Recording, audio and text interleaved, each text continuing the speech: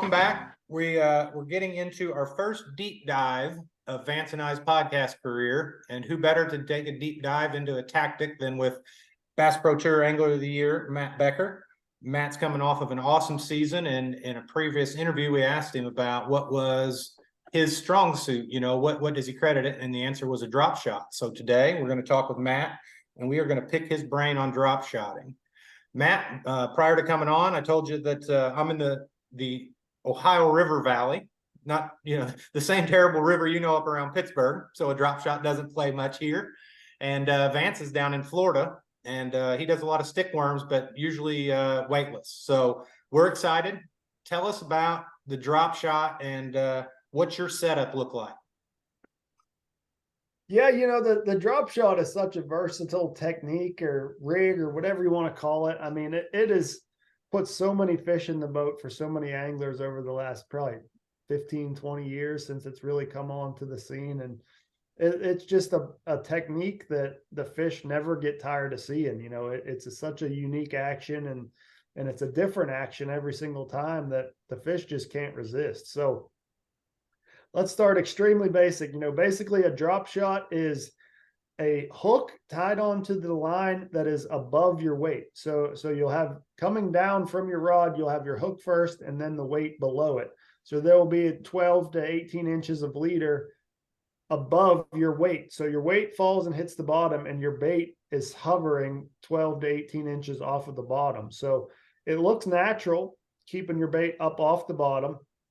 The fish really like to feed upward. So if they're sitting on the bottom and they see a drop shot fall and that bait stops above them, that just kind of triggers them to come up and check it out. And, they're very interested in feeding on stuff above them. Okay.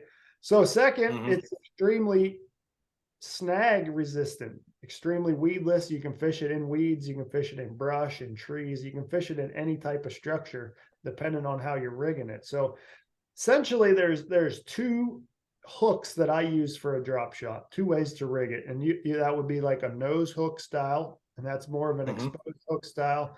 That's for basically I use that for fishing for smallmouth. So whenever I'm using the Yamamoto shad shaped worm, I like to use a Trocar TK 150 drop shot hook, either the number 2 or the number 4 size. So I like a really small hook on that finesse hook.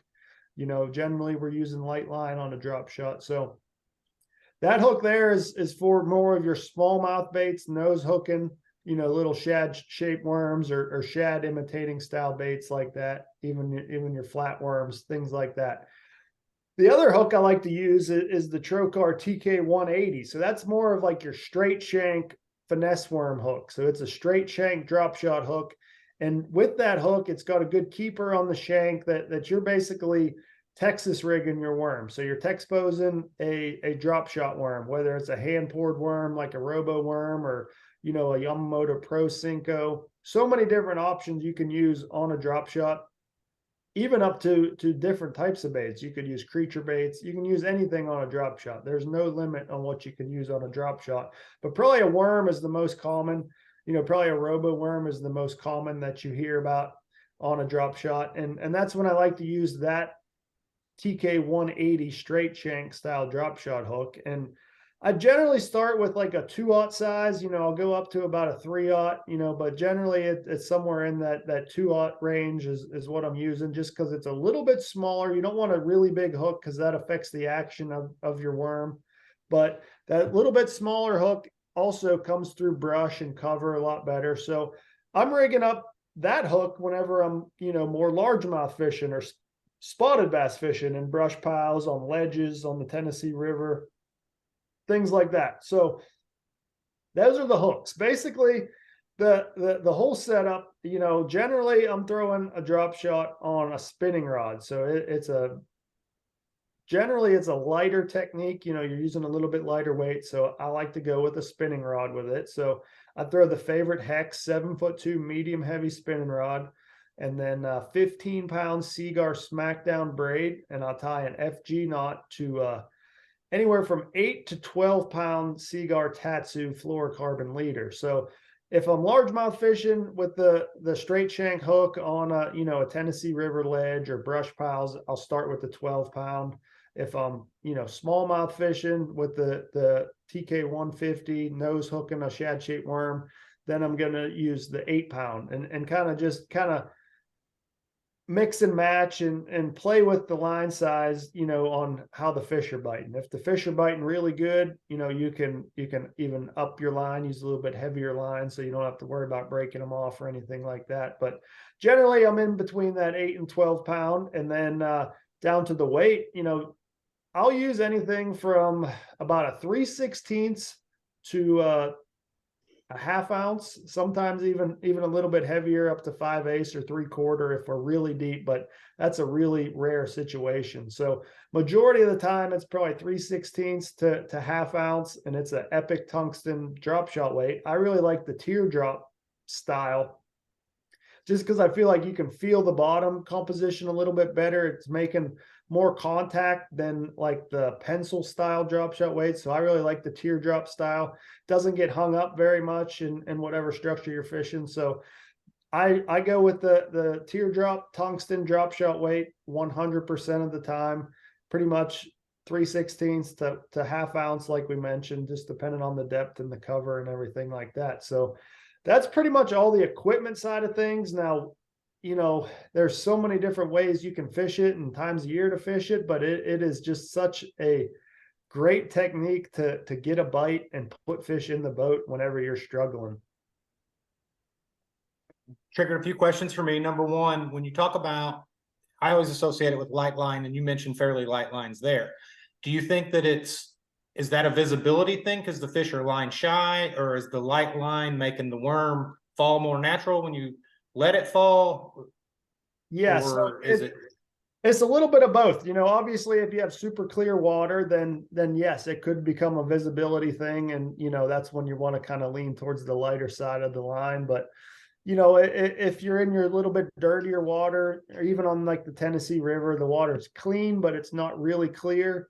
I don't think the fish can see the line so much, as it definitely affects the action of your bait. So always the lighter the line, the more action your bait's going to have. That's just a great rule of thumb, no matter what technique it is. So as far as action wise, obviously the lighter line you can use, the more action your worm's going to have, the less the current is going to have a drag on your line. So that's kind of why I always stay in that 8 to 12 pound range. And also, that's why I choose Seaguar Tatsu, because that line is a little bit thinner diameter than some other competitors' line in the same pound test class. So it's all about the diameter of line as far as the action and the current pulling on the line. It's all about the diameter of that line. So that's why I choose the Seaguar Tatsu, just because it's a little bit thinner diameter than other brands. And it allows me to use a heavier pound test with a thinner diameter and still get that action that I want. I did not think about current drag, but that makes a lot of sense, especially if you're trying to get a little bait down at depth and you've got a wind-driven current or a river system. That I don't know if anglers realize how much the current will move that line and move that bait off target. I think we're seeing it more now. It's one thing I've learned with my forward-facing sonar, is the amount of movement from where I think I'm going and how I'm approaching, a piece of structure to where it's actually at. So, that's where forward-facing sonars help me, and that's a great point on that. Vance, in Florida, are you going to go out with a 10-pound line and a drop shot?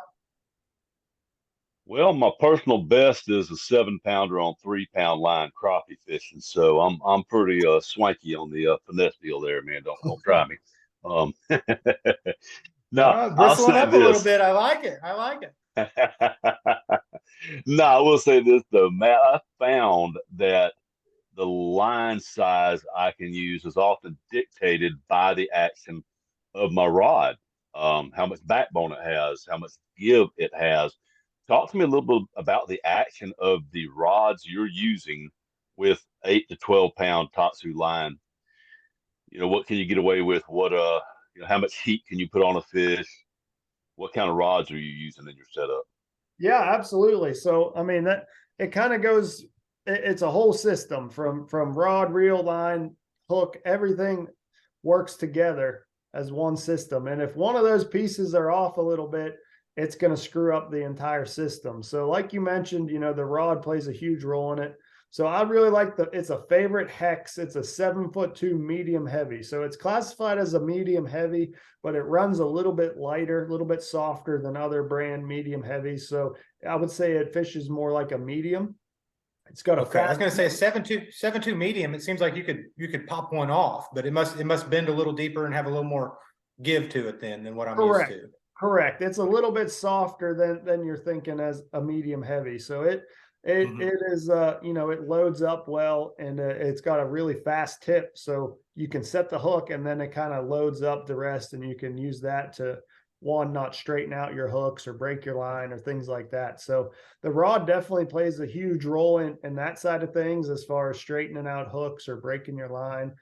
So you can't basically rig up a drop shot on a flipping rod and expect them, you know, not have some kind of equipment failure there, just because, you know, the little drop shot hooks are not meant for heavy line and or heavy powered rods, and that's just going to straighten them out or cause some sort of failure there. So it's a whole system, and you really want to use like a medium heavy spinning rod that doesn't have a whole lot of backbone, that loads up well and just allows the rod to do a lot of the work that you don't have to.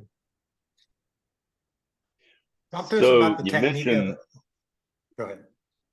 I was gonna say that the interesting point there, you know, fast tip and talk about how the rod loads. Does it matter where the action of the rod is? Does it need to be in the tip, or can we have a rod that loads more parabolically throughout the blank there?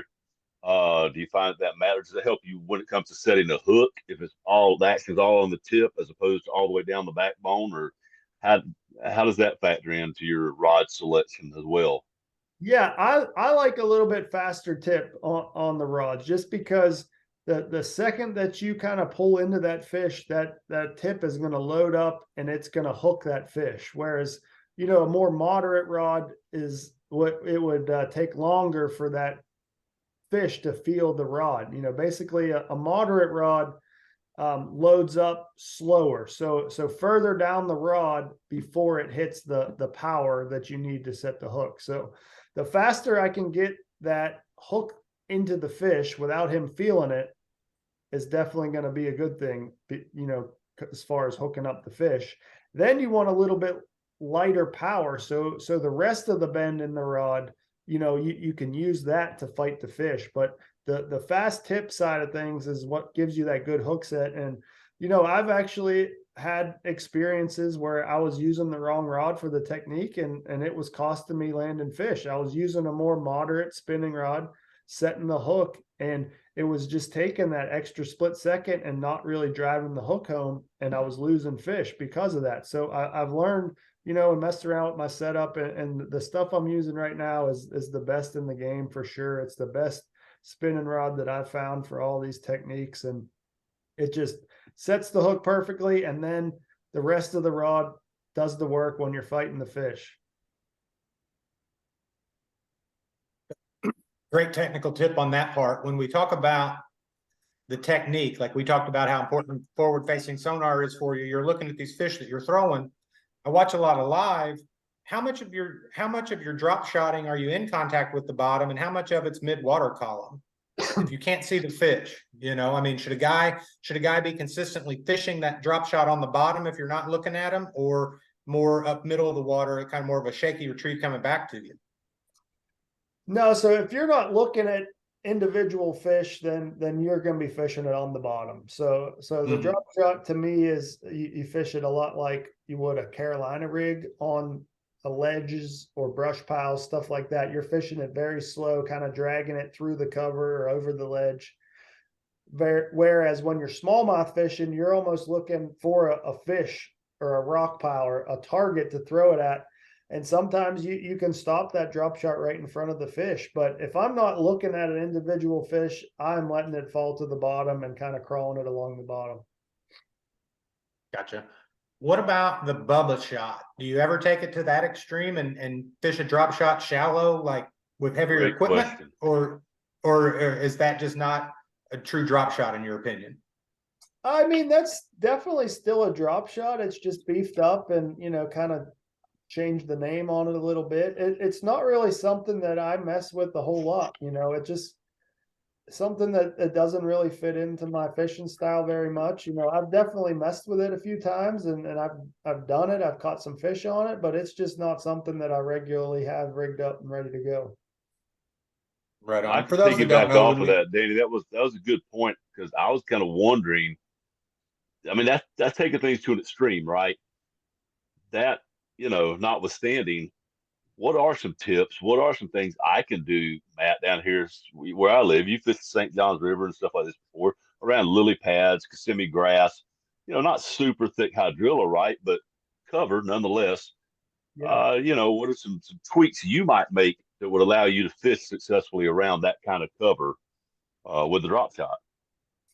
Yeah, so you're definitely going to have to adjust your equipment. You're going to want to start with a beefier hook just because you're in that heavier cover. You might have to put a little more power behind the rod and behind the fish to get them out of that cover. So definitely, upsizing your hook, or, maybe going to a heavier gauge, heavier wire hook, whether it's, a 3/0 Trocar, 4/0, or a different brand, almost even a flipping hook. You could even use just like a TK 130 flipping hook on a heavier drop shot, or almost even the Bubba shot, like we just mentioned there, that it's a lot heavier gauge hook, so you can use heavier line. You can use 15, 17, 20-pound line on it with a 7'6" heavy bait casting rod, and not straighten out that hook and have equipment failures there. So you can adjust all of that based on the cover you're fishing.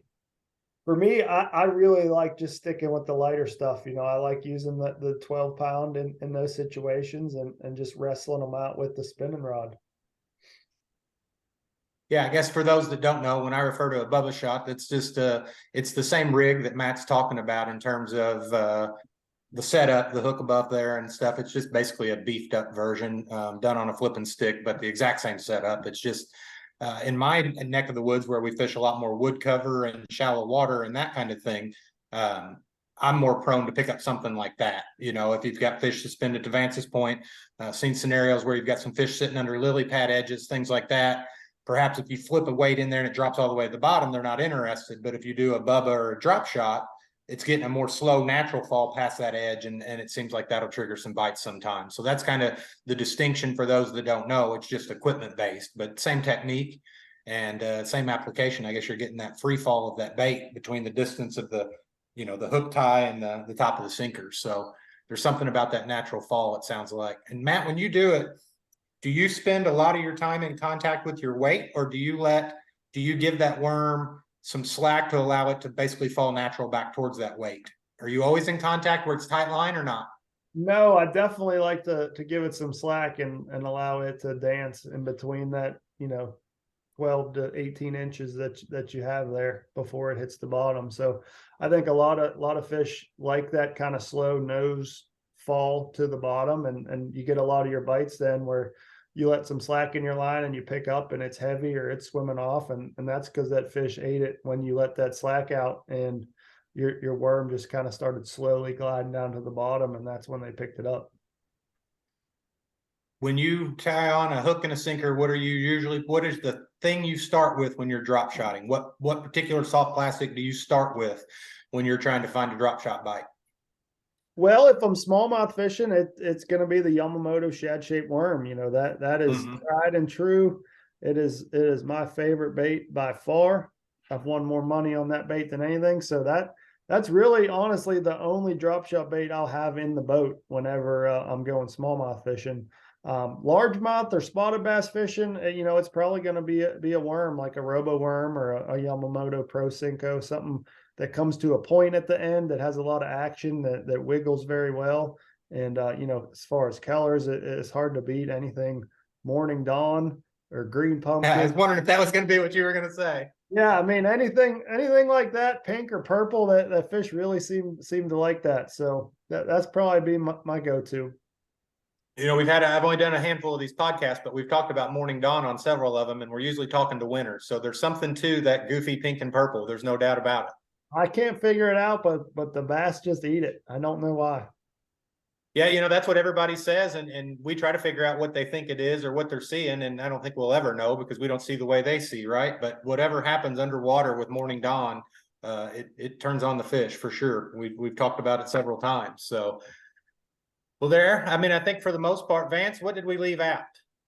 What do they need to I don't know know, about man. We drop got pretty in shotting? depth on this deep dive. I know I've learned a lot. We've got specific hook recommendations, line recommendations, rod actions, how to work the How bait. to I do mean, it? How to this good.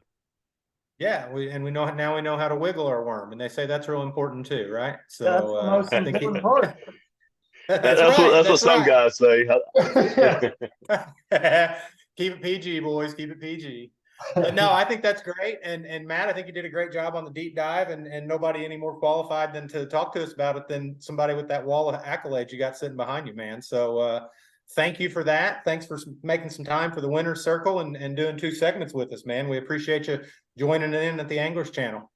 Look forward to watching you again next year. Yeah, thanks for having me anytime. Hopefully we get on here again soon. That'll mean we did something good again.